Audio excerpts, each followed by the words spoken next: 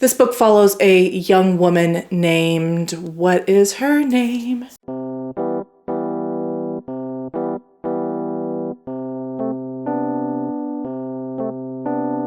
Hello everyone, and welcome back to my channel. Read, share, repeat, where we discuss books from the perspective of an aspiring fantasy author. Me, Carrie Share. Well, today I am doing my January reading wrap-up, and I had a moderately successful January, certainly not as successful as last year's where I read 11 books. This year I managed to read to completion 7 books, really more like 6.5, because one of the books I had already started before the new year. My goal, of course, is 8 books every month, so I fell a little bit short, but I'm still in good shape. So before we get into the books themselves, let's just take a look at my stats really quickly. Yes, I did forget to record this part during the filming of the actual video, so you're just getting a voiceover. It's been a while, so I'm trying to get back into the swing of things. Okay, so for my stats, as I mentioned, I completed 7 books total. 3 of those were physical books, and 4 of them were ebooks, and I did not, unfortunately, finish an audiobook this month. I'm hoping to change that in February. As for my pages, I actually managed to get 3,058 pages, which is quite a lot for me, especially for only 7 books. I had a couple of really, really long books in this month's pile. Of the 7 books I finished, 3 of them were from the library, so I am doing pretty good about trying to maintain a 50-50 ratio of owned books versus library reads. As for my genres, I had 4 straight-up fantasy and 2 that I would classify as romantasy. And then lastly, my average star rating came out to 3.29. Unfortunately, there were no 5 stars this month. The first book I ended up finishing was The Last Graduate by Naomi Novik. This is the second book in the Sholomance series, and I did start this back in April and then just had a really hard time with reading to close out the year, but I did make it my highest priority to finish once the new year did tick over, and that's exactly what I did.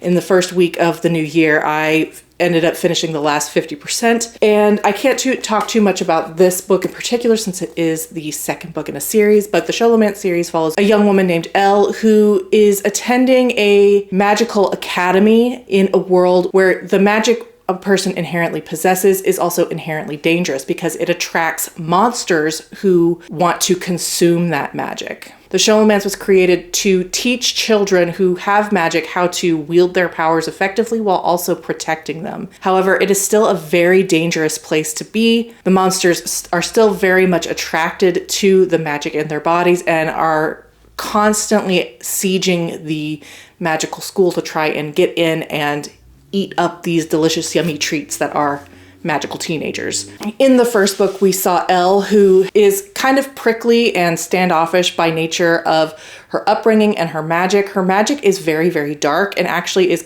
wants her to be evil, and she is always resisting that call. And that vibe is something that other students and people pick up on, and they have given her a wide berth as a result. In the first book, we see Elle overcoming that and making friends and establishing herself as part of a community who wants to put an end to all the suffering that goes on in the Sholomance. Yes, it is for a good cause, but it's obviously not doing well enough. And in The Last Graduate, we see that mission continuing. Again, I'm not going to go into spoilers, but I liked this book even more than the first one. The first one took me by surprise with how much I liked it. I'm typically not a YA fan, and the writing style was extremely internal, which I typically don't gravitate towards, but I ended up really, really liking it. I really liked Elle.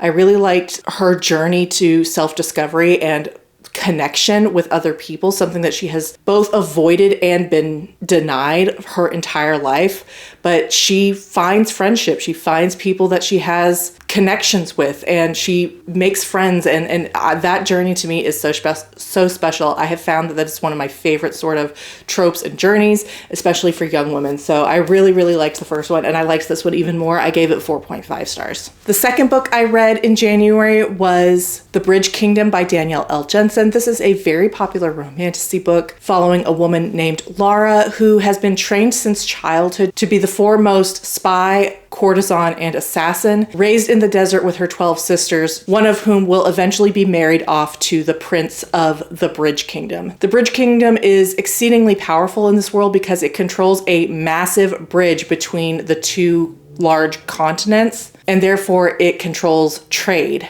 between the two. Travel between these two continents is otherwise difficult because of storms or something. It's really not very well explained. So control of this bridge is extremely important. And Laura's father, the king, has always seen the Bridge Kingdom as a threat because it is so controlling of trade.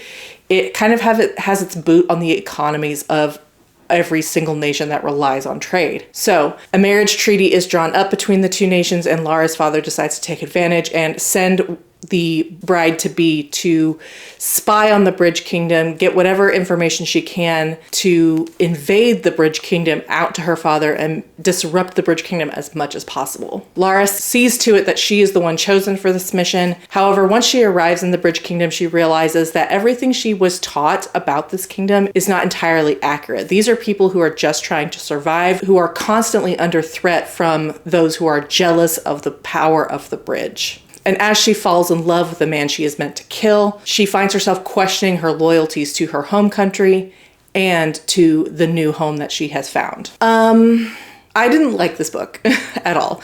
I thought that the plot was kind of nonsensical. It wasn't very well developed. The world had potential to be interesting, but the author didn't really seem that invested in investing in it. And worst of all, the most criminal of all, is that the romance was so boring.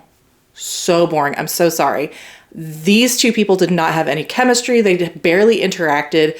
And aside from one spicy scene at the beginning and one at the end, there was really nothing romantic between them. I had a really hard time feeling invested in Laura's situation because she went into this marriage knowing that her father was not a good person and knowing that her actions would have consequences for innocents on both sides of the conflict. And yet at every possible opportunity she has to be honest or really evaluate what she has learned and what she's been taught, she just kind of closes her eyes to it for really no other reason that the author needed to get to the plot points that she wanted. It didn't really make any organic sense. All of which I could have ignored if the romance was interesting, which it wasn't. So this was just a fail on every single count.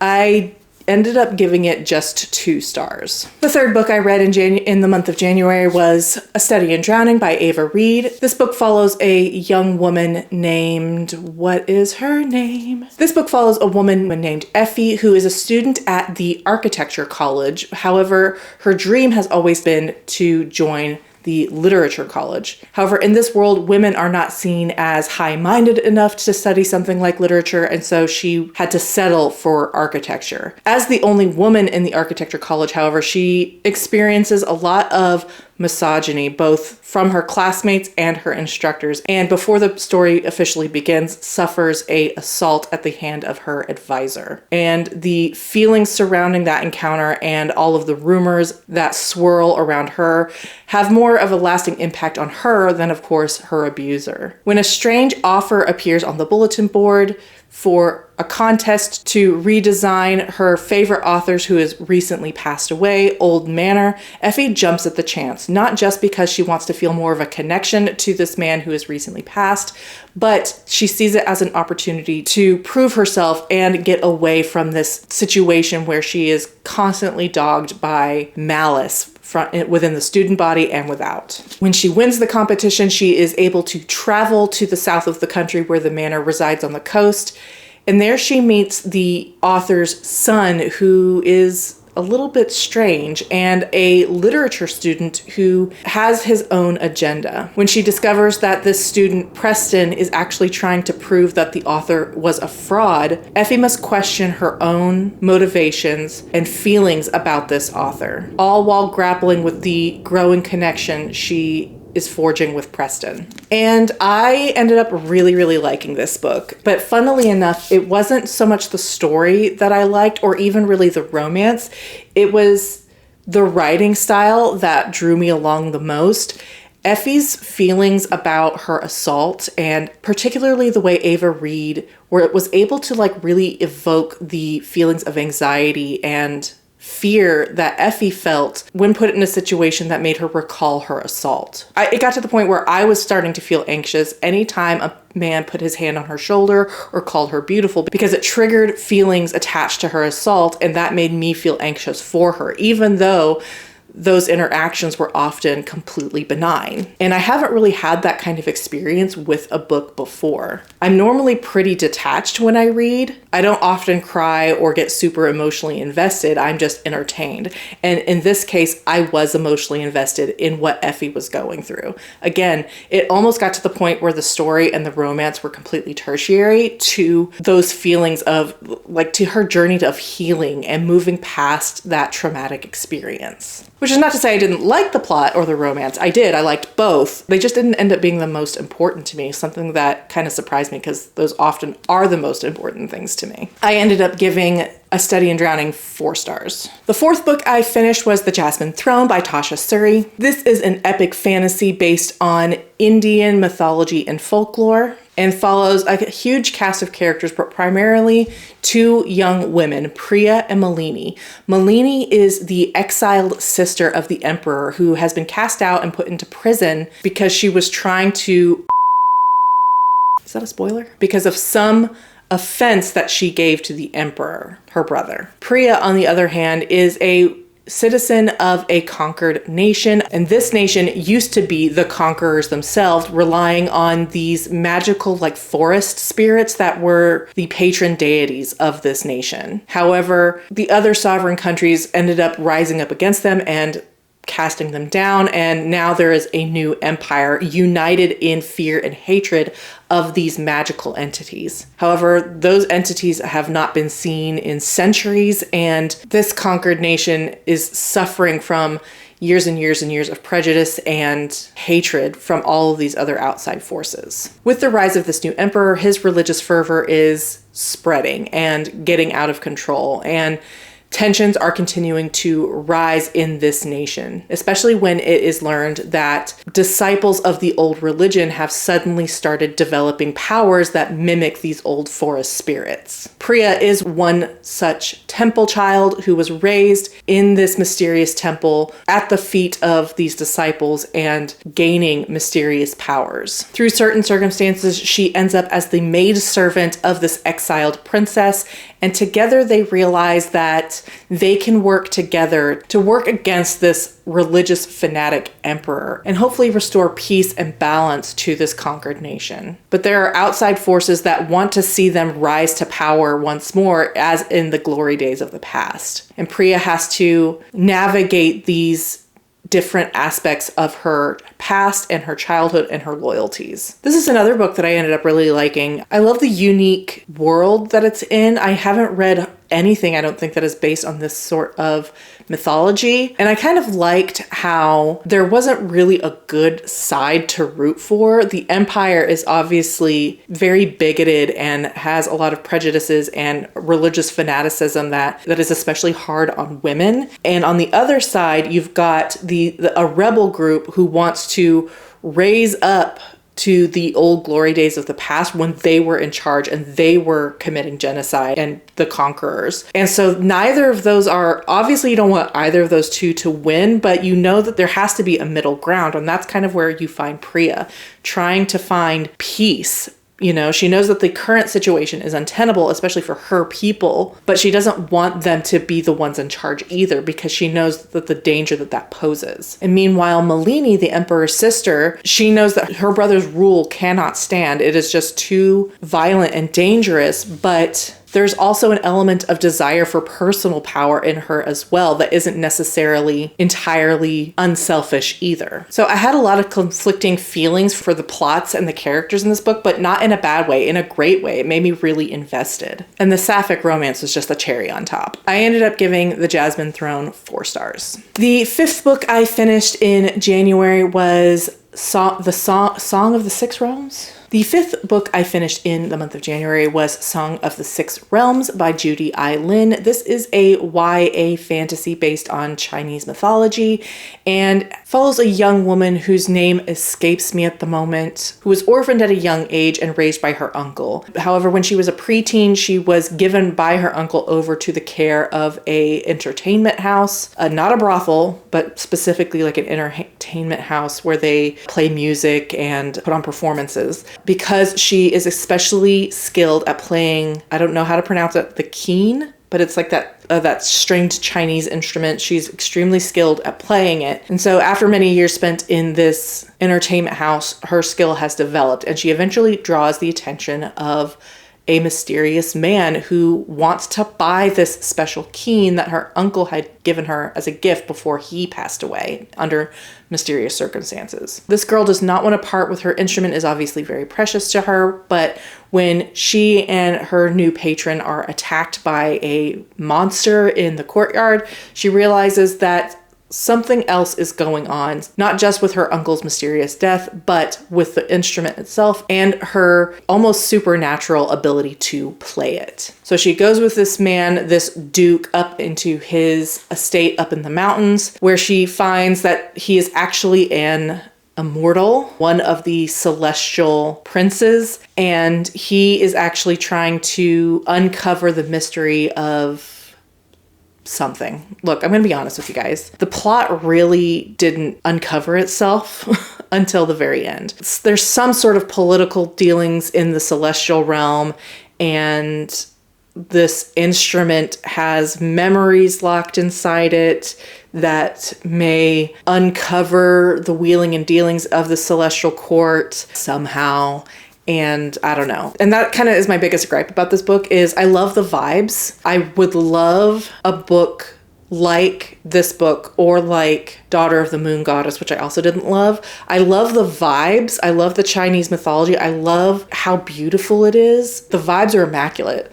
Unfortunately, neither of these two books gave me anything that I wanted in terms of plot. I would love a book like this that was purely like court intrigue. I think that would be really interesting. But this one just sort of failed in execution. The pacing was probably the most egregious. The first 70%, it felt like nothing was happening. And then everything to do with like the political problems, or the court intrigue was all crammed into the last 30%, and it wasn't very well explained. I felt my mind just glazing over because all of a sudden we're being introduced to all of these new characters and all of these new ideas, and it just didn't really hold together. So while the vibes were really great, and I was sort of just reading it like, whatever, cool, trying to coast on those vibes, by the end, I didn't end up liking it that much because there just wasn't enough for me to hook onto and really enjoy other than vibes. So I gave this one 2.5 stars. The 6th book I finished in the month of January was, I have it somewhere. The Final Strife by Sarah El-Arifi, and I read this as part of my project to read 2 books that were very similar to each other. So I read this one and the Jasmine Throne kind of in tandem. I had a very strange experience with this book because I loved the plot and I really loved the setting. I thought those were both great, really, really intriguing, but everything else was bad, especially the writing. The writing was just bad. I didn't even tell you what this is about. This follows a woman named Scylla, and this is set in a world where there is a lot of prejudice based on blood color. If your blood is red, you can do magic, and therefore you are part of the highest class. If you have blue blood, your only option is to be a laborer, and if you have clear blood, you are actually part of the slave class, who are maimed as infants. They have their tongues cut out and their hands cut off as retribution for an uprising several hundred years ago. This follows a woman, what's her name? I've already forgotten. And the story follows a woman named Scylla, who was kidnapped as an infant from the upper class of red bloods and raised among blue bloods with the intention of infiltrating the upper class and taking down the empire from within. Basically raising a noble-born baby with the sympathies of the lower classes. However, the rebellion was pretty much slaughtered and she was one of the only survivors, and that really derailed her from her path and sent her down a spiral of drug addiction and debauchery that she is still in the throes of when the book begins. When she is able to reconnect with another child from the rebellion who was also one of the stolen, she decides to get herself together and get back on that path. And in so doing, she crosses paths with Anor, who was one of the babies that was swapped with the stolen. So infants were stolen from the noble class and replaced with blue bloods, infants of the lower class. And Scylla meets Anor. Anor was raised in privilege as a red blood, knowing she has blue blood, and Scylla was the opposite. Is this making any sense? They form a bond, and Scylla basically decides to train Anor in this competition to see who will be the next council rulers on this council. And so she is training Anor to overcome all of these trials. I don't feel like I'm explaining this very well, but the plot was good. There's a competition, there's a sapphic romance, a rebellion, the overthrowing of an empire, secret magic, lots of really great stuff in here. Unfortunately, the writing was just bad. Very, very amateurish. There was a lot of info dumping where the characters would give the reader information through conversations they would not normally have by just talking about very, very basic world building things. And that was just extremely just cringy. And then the pacing of this book also made very little sense to me. We're in the middle of a competition, and so we're seeing Scylla train Anor to overcome these trials. And then we would get to the trials, and the trials would be just 2 or 3 pages long.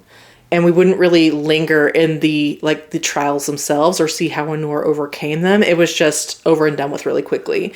And that also applied to the romance. We see the romance was actually very well built up, I thought, but when it culminated, there was nothing to it. It was just a couple of pages. And it just felt very strange to me that the author spent all this time building up important moments and then skimming over those moments. It made me wonder what she thought that the most interesting parts of the story were: the build-up, the relationships, or the actual events, because the events got very, very little time and attention. And I think that's why this book ended up being 550 pages, because we lingered so long in the in-between, and then it's just oh, well, I can't spend that long on these moments, I better get out of it. It just felt very, very strange to me. I also really didn't love the characters too much. Both Scylla and Anor are annoying in their own way. I mentioned that Scylla at the beginning is dealing with this drug addiction. And while I understand that this addiction might be realistically portrayed in such a way that she's constantly thinking about the drug and how she can get more, and that's really all she wants to do, as a reader, it just got very, very old. And she doesn't really even start moving off of the drug until we're 125 pages in. It just got to be so tiresome, where pretty much on every page in her perspective, she's thinking about it. And that's not an exaggeration. You can't go a single page in her perspective in the first 125 pages without mentioning it. And that just got really, really tedious.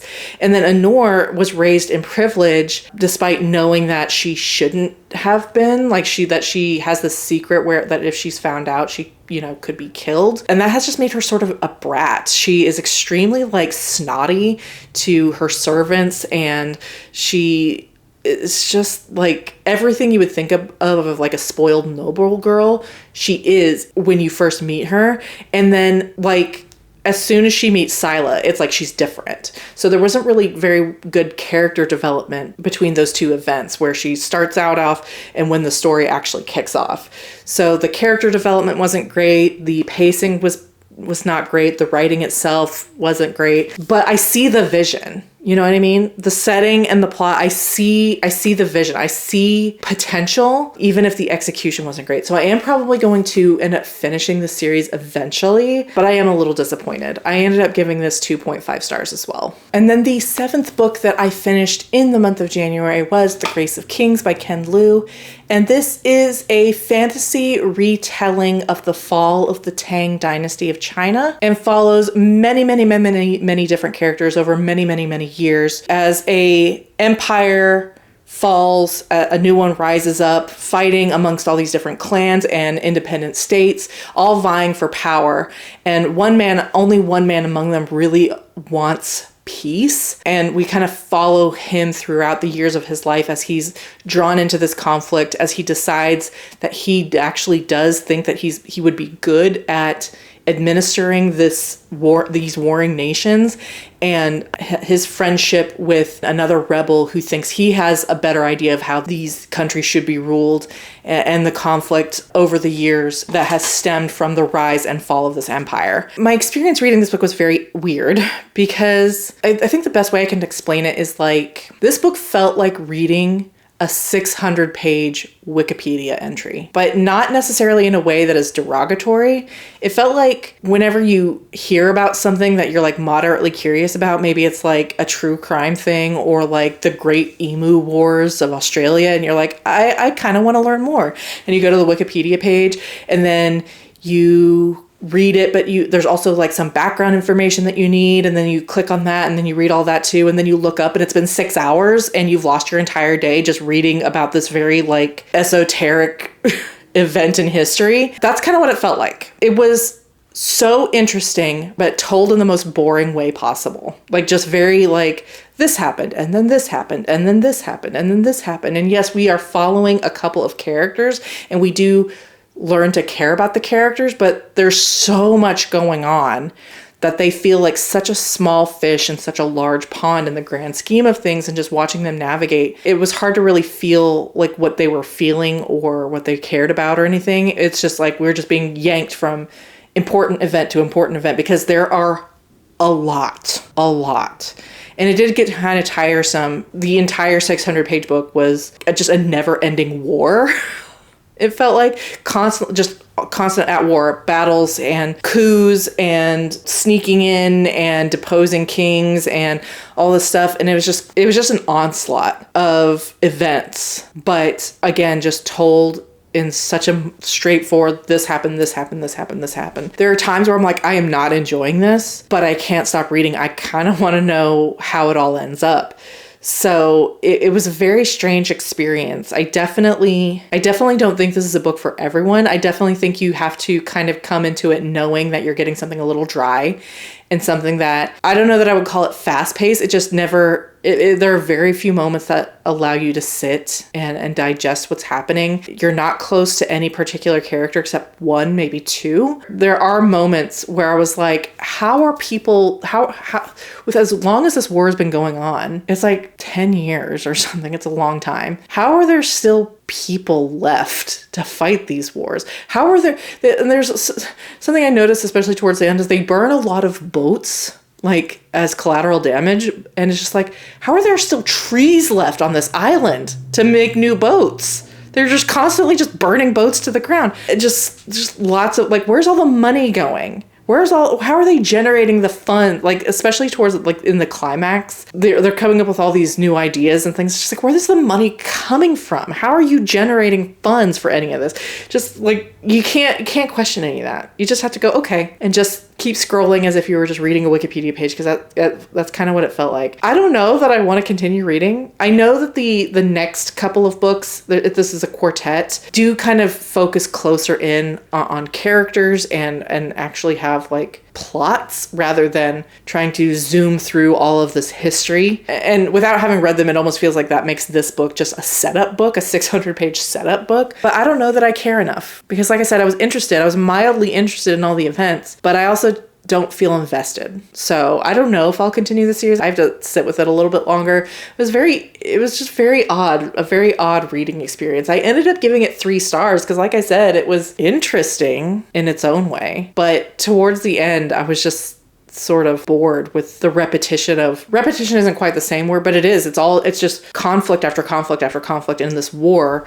And I don't know. It was weird. Read it if you like Chinese history, I guess. Those are all the books that I read in the month of January. Let me know in the comments which of these books you have read and which ones you enjoyed. And with that, Thank you so much for watching. I so appreciate it. If you like my content and want to support the channel, please like and subscribe or consider leaving a comment down below. In my next video, I will have a behind the bandwagon book review of Elantris by Brandon Sanderson. I hope you look forward to it, and I will see you then. Bye.